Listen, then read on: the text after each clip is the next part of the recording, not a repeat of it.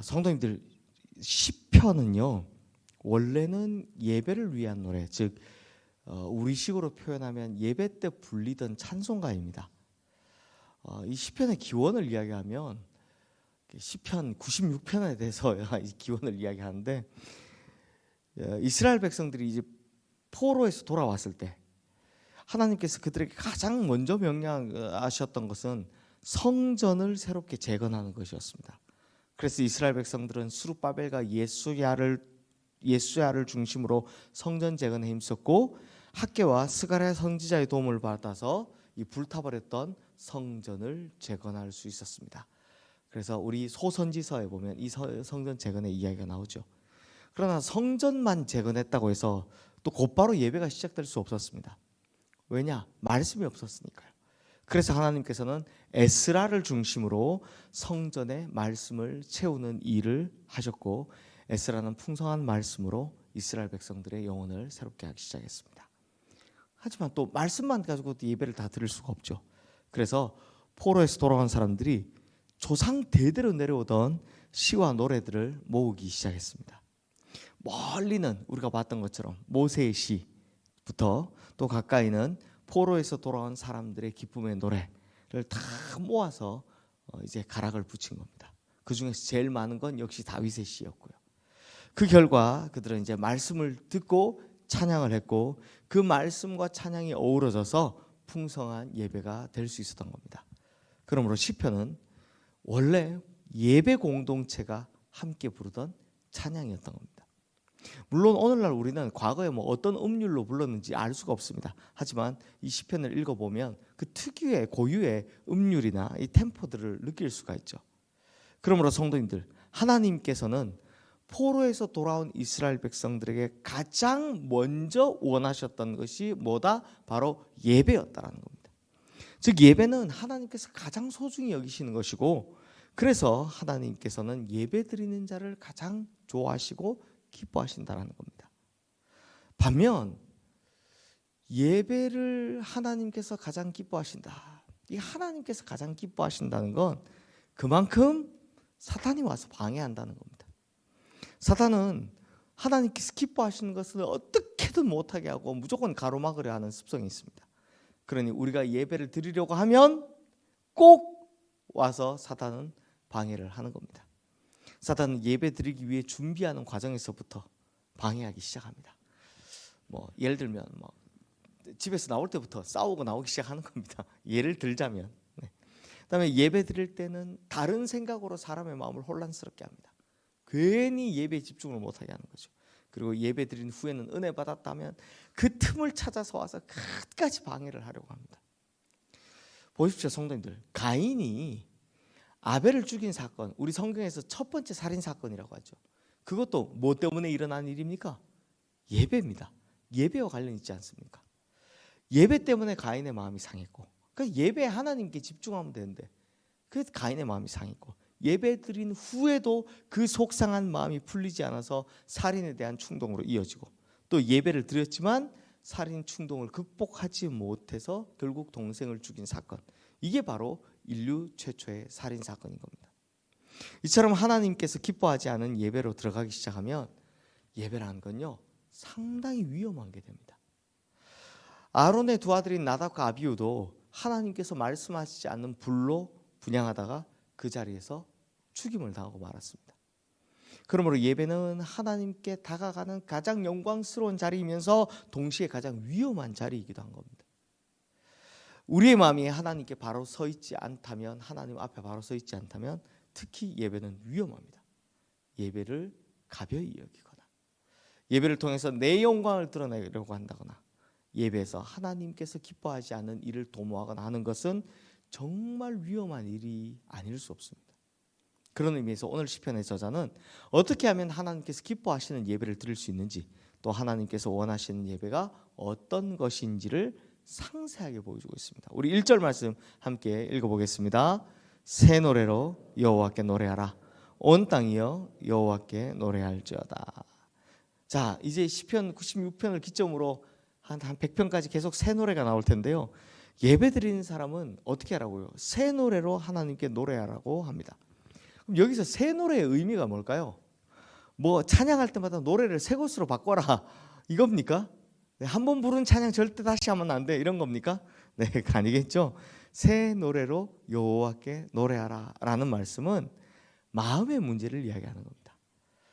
예배드린 자는, 찬양하는 자는 항상 하나님 앞에서 새 마음을 가지고 가지라는 뜻입니다. 하나님께 예배드린 자는 늘 새로운 마음으로 하나님 앞에 나와서 찬양하라 라는 뜻이죠. 그러므로 성도님들, 예배에서 경계해야 될 것이 여기 나옵니다. 뭡니까? 특히 교회 오래 다니신 분들 주의해야 될 것, 매너리즘입니다. 평생 동안 비슷한 형식으로 같은 예배당에서 계속 같은 예배를 드리다 보면 어느 순간부터 예배가 너무 익숙해져 버립니다. 내가 잘 아는 형식과 내가 잘 아는 목사님이 해서 하는 말씀과 또 잘 아는 찬양만 계속 드리다 보면 어느 순간부터 예배를 그냥 드리기 시작합니다. 즉 영혼 없는 예배를 드리기 시작합니다. 이렇게 마음은 사라지고 몸만 앉아있는 예배를 하나님께서는 절대 기뻐하지 않으신다는 겁니다. 그러니 어떻게 하라는 겁니까? 새 노래로. 다시 말하면 오늘 이 예배가 마치 내가 내 평생 처음 드리는 예배인 것처럼, 반대로 오늘 이 예배가 마치 내 인생의 마지막 드리는 예배인 것처럼 새 마음으로 예배를 드리라라는 겁니다. 우리가 새 마음으로 하나님께 예배드리면 하나님께서도 새로운 마음으로 하나님의 백성들을 대하실 것입니다. 이어서 2절 말씀도 함께 읽겠습니다. 여호와께 노래하여 그의 이름을 송축하며 그의 구원을 날마다 전파할지어다. 자, 성도님들, 유대인들은 1년에 몇 번 무조건 예루살렘 성전에 올라와야 됩니까? 3번. 3번 무조건 하나님께 자신의 몸을 보이러 올라와야 합니다.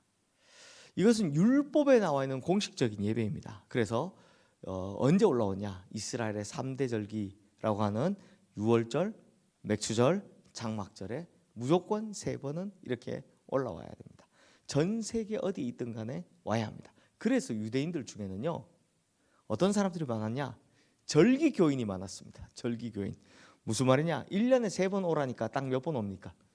1년에 딱 3번만 오는 겁니다.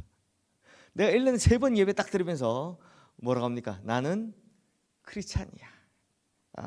나는 크리스찬이야가 아니죠. 나는 하나님을 믿는 사람이야 라고 하는 겁니다.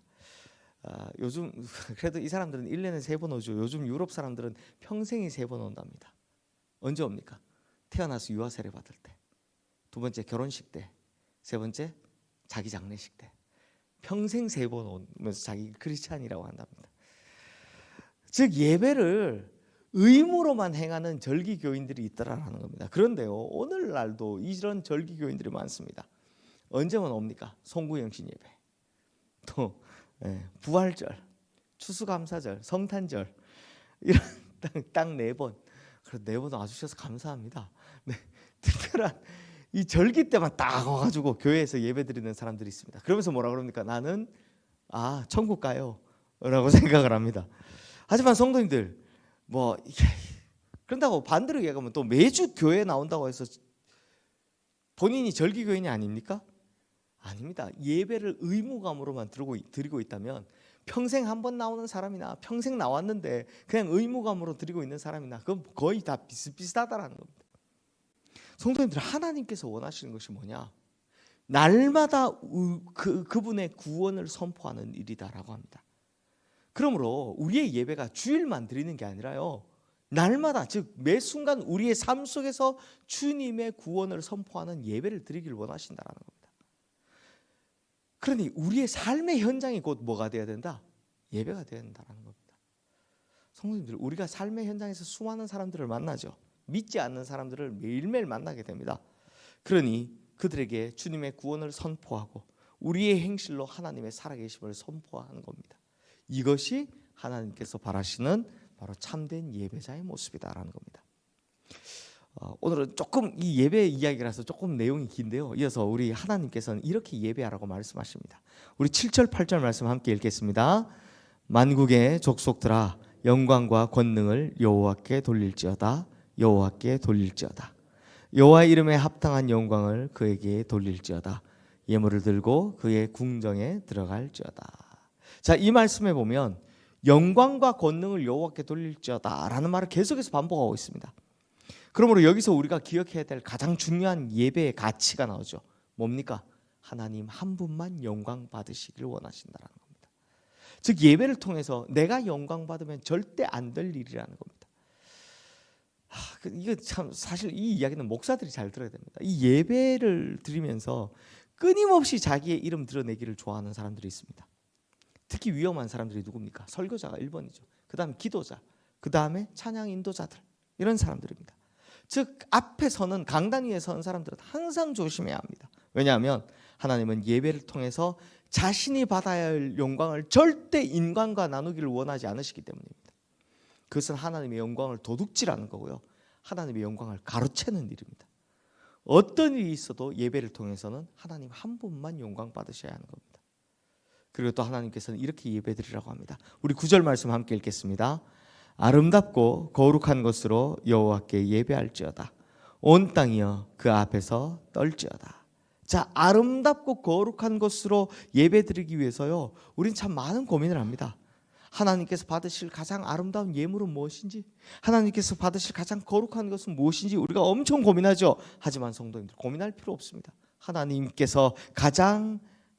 가장 아름답고 거룩한 것 뭘까요? 다름 아닌 하나님의 창조의 영광이 고스란히 드러나 있는 바로 납니다.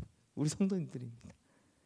하나님께서는 인간을 창조하시고 나서요, 보시기에 심히 좋더라라고 기록하십니다. 우리 그 창조에 6일 6번에 창조하시는데 하나님 보시기에 심히 좋았더라는 며칠만 나옵니까? 네, 6일째만 나옵니다. 둘째 날 안 나오고 6일째 인간 창조하신 후에 심히 좋았더라라고 나옵니다.